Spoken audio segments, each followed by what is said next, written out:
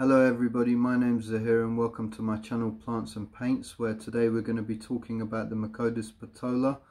Firstly, I want to apologise because I'm going to have to spend most of the video today actually holding this terrarium in my hand, because I keep my Macodes in a terrarium, so actually keeping it in view of the camera would be quite difficult. I'm just going to have to hold it for as long as I can, and then I'm probably going to end up putting it down.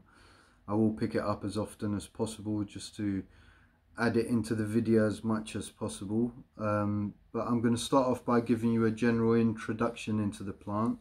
So the Macodes petola is part of the Orchidaceae family, more commonly known as the orchid family to your general plant keepers. It's a type of jewel orchid and grows natively in quite a range of places. So you can find it in Southeast Asia, in places like Malaysia and Indonesia, where you can also find it growing in places like Colombia, Ecuador, Borneo, and even as far out as New Guinea and also the Solomon Islands, just to name a few of the places. So this is quite a widespread plant, despite the fact that there's not a ton of information out there about it, which is really quite surprising because it is very popular, although not very easy to get hold of. I actually would have thought it would have been a lot easier than it was to research the care requirements for this plant, or even any just general information about it. It is such a sparse thing to find on the internet. I really did spend a lot of time putting this video together, which partly explains why I've had to put this video up a bit later than I usually do.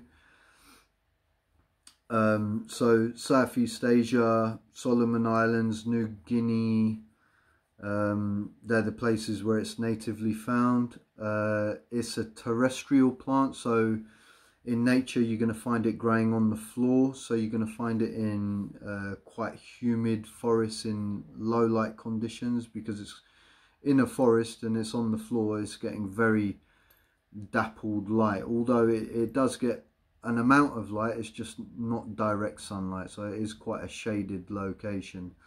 You'll find it growing in amongst things like decaying leaf litter, dead bark, decaying bark. You can also find it in a range of other situations, such as swampy forests as well, although I'm not saying that it's growing in and directly around the swamps, but it will grow in swampy forests as well. So anywhere where you can find really well draining growing medium within those countries that I've mentioned, plus a few others, you will actually find this growing there. And in the places where it grows, it can be found quite widespread. I can't remember specifically the name of the island that I read about where it grows, but on one of the islands you can walk around the island and apparently this actually grows everywhere, which is a shame because we can't get it very readily here. I would quite happily like to add another few more of these to my collection.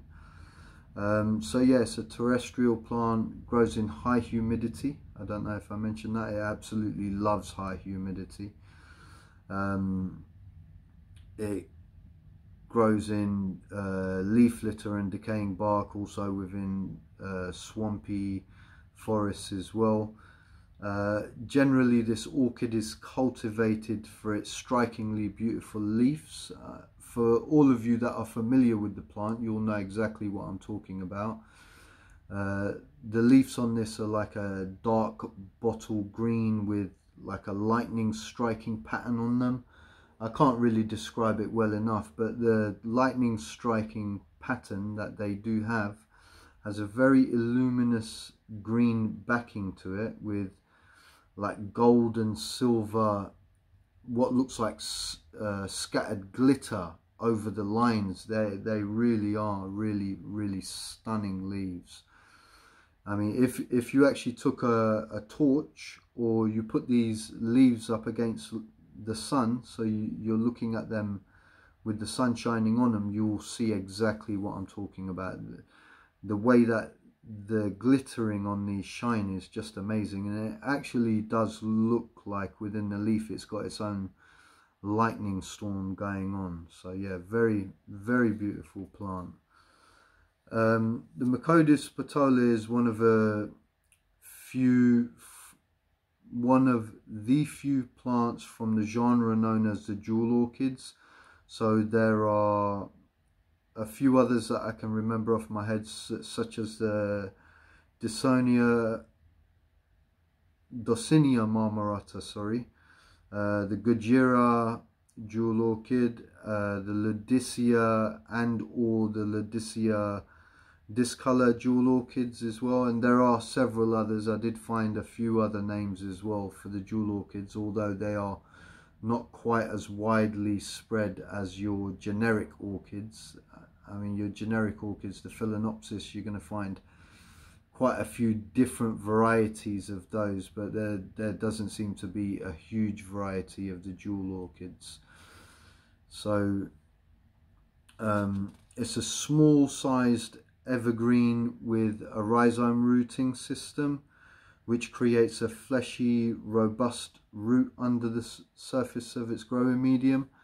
Now, because it's a rhizome type rooting system, what you will actually find is the way that it grows, it will spread its roots over a particular amount of distance, and it will send out new sprouts. So if any of you have ever kept calatheas before, you'll know exactly what I'm talking about. So, you know, in general, the plant can push out new branches off of the existing plant and, you know, create a small bush out of itself, and also the roots pushing under, they will send new sprouts up, and that will create extra plants. So if I could just give you an example, suggesting, let's say, a cereal bowl. If you put this in the middle of a cereal bowl and you gave it enough time to grow, it could actually end up filling the cereal bowl. Just as an example, I'm not saying for you to actually go and do that, but you know, that's the way it will spread.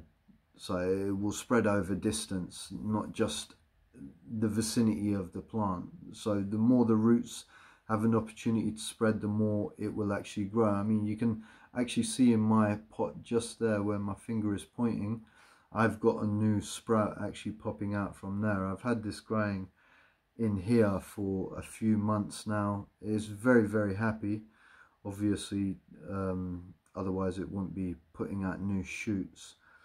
And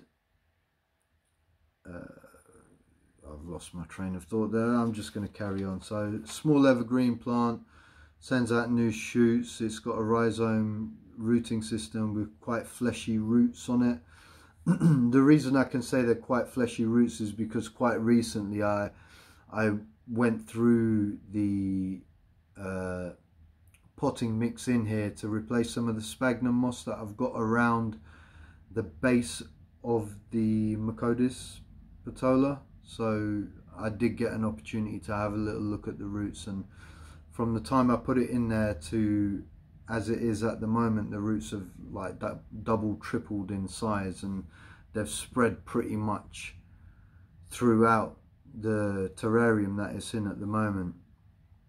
So I think I've pretty much covered everything as far as an introduction is concerned. Like I said, I do apologize. There's really not much information on the internet about this plant, so finding out anything specific about the plant was really quite difficult. I spent absolutely hours searching for the information that I did manage to get, and I'm going to focus most of it on actually the care and the maintenance of the plant, because you know, there's not much information about how it grows or where it grows natively, other than you can find it in this place and it grows in forests and these are the conditions it grows in. It doesn't give any, you know, detailed descriptions of anything to do with that. So I'm going to move on to the care and maintenance of the plant now. So we'll start with lighting. So the Macodes petola likes bright indirect light. Making sure to keep the leaves cool though. Don't put it in a situation where it's getting too hot, because you can imagine in its natural environment that I have managed to be able to describe, you can imagine that it's not going to get sun heat on the leaves. It's going to get the heat of the environment, but it's not going to get the heat from the sun, because that can actually end up burning it, and they are very, very delicate leaves. So you want to make sure that you're keeping the light, although bright, but indirect on the plant. So if the plant's not getting enough light, you will know, because it will become quite leggy and quite lanky, and the gaps in between the internodes will become quite vastly spaced. So you want to, that generally will be an indicator for you to say that, you know, put it in a bit more light. A good rule of thumb would be, if you've kept things like the Phalaenopsis before, then the same kind of care and maintenance it takes to get a Phalaenopsis to flower, I find that this thrives in that kind of condition. So if you've kept Phalaenopsis at home and you've successfully got them to flower for you, and you are thinking of keeping one of these jewel orchids, or you've actually got a jewel orchid and you're wondering what the correct conditions to keep it in, if you've had a Phalaenopsis before, then try and keep it in the same conditions you've kept your Phalaenopsis, providing you've been successful with it. Those kind of conditions seem to be preferred for the jewel orchid. Of the information that I found, it was sort of pointing off in that direction. You know, I spent a lot of time looking at the sellers. I spent some time talking to a few suppliers that I've been speaking to, who are going to actually be supplying me some of my plants for my shop, about how to keep these, and they've sort of ventured in that direction as well. So I'm quite confident to say that those lighting conditions are suitable for this type of plant. I think I've covered the lighting pretty much there, so I'm going to move on to temperature. So the Macodes petola likes to live in temperatures ranging from 16 degrees up to 24 degrees. So let's just say during the growing season, you want to keep it to 20 degrees around minimum, just to keep it growing healthily, up to a maximum of, let's say, 24.5 degrees. That should give you a good fluctuation to be able to realistically work with, moving from day to night period. So 4 degrees fluctuation, you know, I think that's quite easy to be able to achieve that, and it's a workable parameter. So during the growing season, anywhere from 20 to 24.5 degrees. And then in the dormancy period, you want it to go from 20 degrees down to a maximum of, let's say, about 16 to 16.5 degrees. Anything lower than that, you're actually going to harm your plant. It's going to show you physically by the leaves that it's not happy. It will, you know, the leaves will start dying off, and you know, because they're such a delicate plant, if you end up in that situation where you're starting to lose leaves, it will be quite a tricky situation to actually be able to save that plant. So working within those perimeters, you should actually be fine. So I've covered humidity there in, I think, as much adequate detail as possible. Humidity, as I mentioned earlier, due to the conditions that this grows in, being on forest floors in high humidity areas such as Indonesia and Malaysia, those sort of places where they've got really hot temperatures. So you can imagine in a forest the humidity is going to be really high, although you don't have a direct light source. You know, the forests are going to create a really moist, humid environment for you.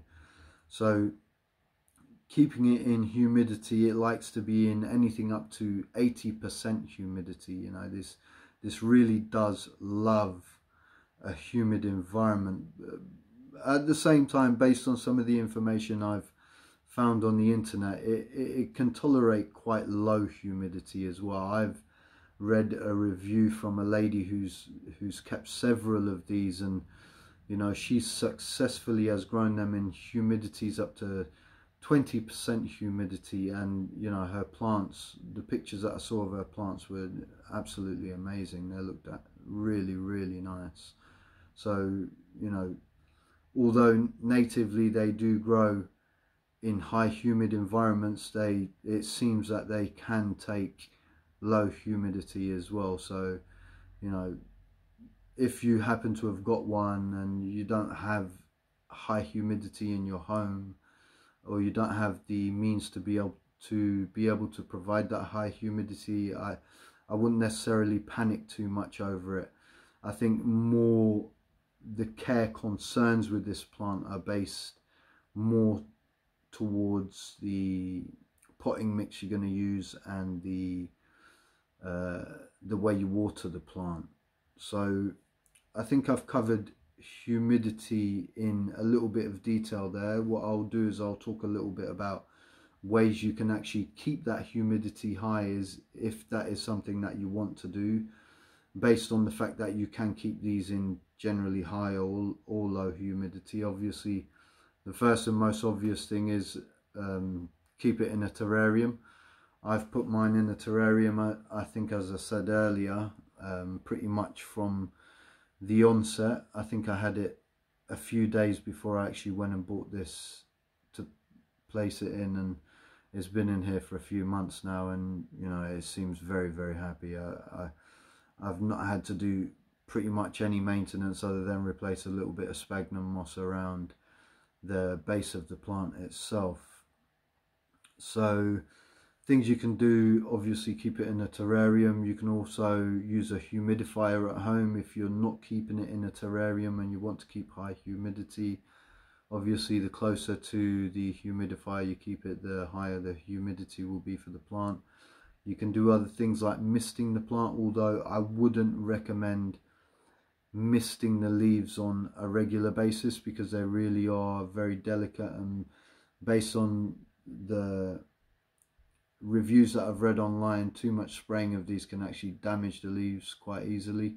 So you can mist, but mist the top layer of the soil, because you know, a light misting will mean that most of that will go up in humidity around the plant anyway. Just make sure you're not soaking the plant when you're doing that, because we'll go into that in a bit more detail when we talk about watering. But other things you can do, keep your Macodes petola on a little tray of pebbles half filled with water. That will also increase the humidity around the plant.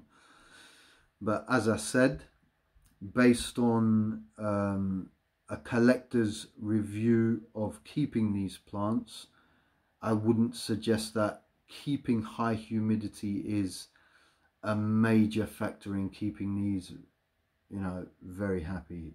I think personally, from what I've read, it has more to do with the watering and the potting medium that you keep it in. So I've covered humidity and the ways that you can raise your humidity should you choose to do that, and I would say it's not caused any adverse effect. My plant, as you can see, is very happy, and he's in obviously a very humid environment, being that he lives in a terrarium. He's in my north facing window, so he gets indirect sunlight, but he is quite close to my window, and you know, the terrarium does mist up every day. So there is a high level of humidity in there. When I've put the gauge in there, I've read it up to 80% humidity at times. So, you know, either which way you choose, I think you'll be absolutely fine. So next we're going to talk a little bit about watering. So you want to keep the substrate that you're going to keep your Macodes petola in lightly moist.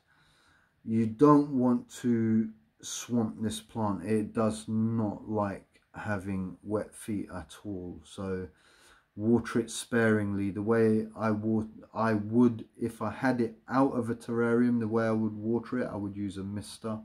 So I would give the top layer of potting medium a light misting, making sure that it's enough to just travel down into the soil without saturating it. Last thing you want is to have a soggy environment for this, because the type of rooting system that it has, it will promote root rot if there's too much moisture in there. So lightly and more frequently I would suggest with watering. Also, you know, due to the kind of environment it lives in, I definitely would suggest not to use tap water. Make sure you're using filtered water. I use filtered water on all of my plants, as I've mentioned before, and I've had no adverse effects. I leave it to get to room temperature. Generally, I will leave it overnight and use that water the next day if I know my plants are needing watering. But like I said, if you're going to water this, try watering it with a light mister, or even just keep the watering to bare minimum, just making sure that the substrate that you've got it in is lightly moist and, you know, not oversaturated. You definitely don't want this sitting in a puddle or a soggy environment. The roots won't like that, and the plant won't last long in that sort of situation. So I think I've pretty much covered watering there. I'm going to now talk a little bit about the potting mix. Now, the potting mix for this is quite straightforward. There's not much choice as far as what I think is actually a safe way for you to pot this plant up. Now, firstly, you need it to be a very well draining potting mix for this plant, as water retaining mix is, as I mentioned, it's going to do more damage than anything else. So you need to make sure that it's able to drain very freely. You don't want to see water that is just sitting around on the potting medium. You want, when you're watering it, to see that that water is traveling through the potting medium very freely and able to drain away very freely. So I would suggest using things like your Orchid potting mix. Mix that with a percentage of perlite and some high quality fast draining potting soil as well. So in my terrarium, that's what I've actually got. I've got the majority in here is Orchid bark mix, and I've got about 60% Orchid bark mix. I've got about 25 to 30% perlite, and I've got the remainder as a well draining soil. And on the bottom I've also put a layer of stones just to help with that drainage, because I don't want any excess water to be sitting in that soil or the mix, so that the roots are sitting within that. I want to be able to create well draining environment as much as possible. So try and stick to the potting mix that I've mentioned, just to be safe rather than experimenting. In most of the reviews I've read about keeping these plants, all of the things that I've just mentioned are suggested as the right kind of potting mix as well.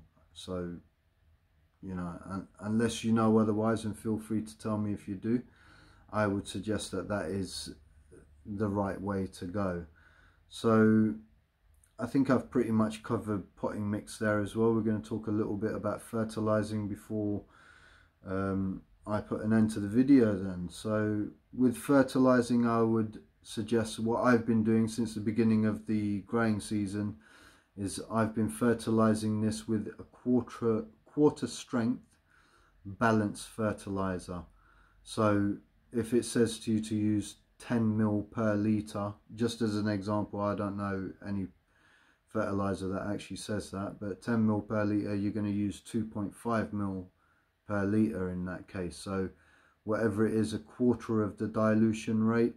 I've been fertilizing mine once a month, and as you can see, as I mentioned earlier, it's putting out new sprouts, so it's obviously quite a happy plant. It's spread its roots, as I mentioned earlier, pretty much throughout the bottom of the terrarium now, so the roots have spread quite nicely. So I'm actually hoping I'll get a few more of those new plants popping up as well. I'm actually quite looking forward to seeing what progress this is making, because at the moment it seems to be on a bit of a a growth wave.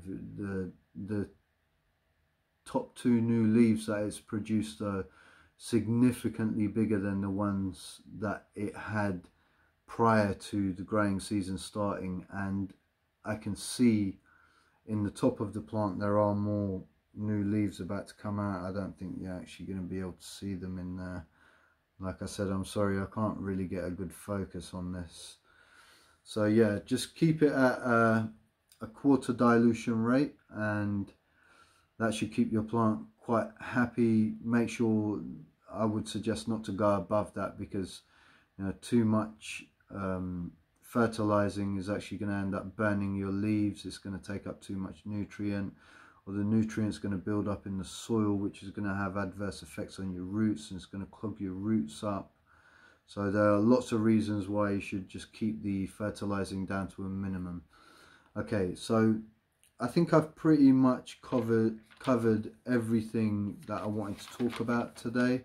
So I hope you've enjoyed my video on the Macodes petola.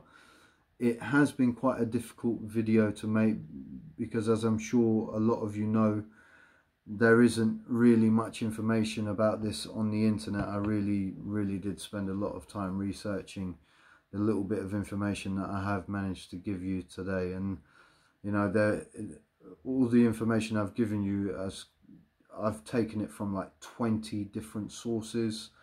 I've also had to speak to people concerning it, because some of the things that I was reading I wasn't quite sure about, and wasn't happy to give that information out, because I didn't know whether it was reliable or not. So I had to double check it with a few suppliers that I do talk to, and all the information I've given you today, I'm quite confident that it is sound advice, and you know, pretty spot on as far as following those directions is concerned. So I want to thank you all again for tuning in today.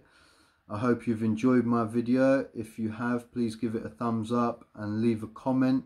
If you haven't subscribed, then please subscribe, so that you can get future notifications of any videos that I'm due to release. Generally I release a video every Sunday, but unfortunately this week it had to be pushed forward to Tuesday, due to the fact that I am at the moment preparing to open a plant store, and I've spent a lot of my time this week speaking to my suppliers, registering my business, going through a lot of paperwork and stuff like that. So I really have had a very busy week today. So as I said, thank you everyone for tuning in. I really appreciate the fact that I'm gaining so much support doing these videos. I'm glad that you're enjoying watching them. I look forward to making another video next week, and thank you to all my Instagram subscribers. If you're not subscribed to me on Instagram, it's the same account name, Plants and Paints. This video was based on a vote that was put out for what plant people wanted to learn about. So thank you for all the people who voted on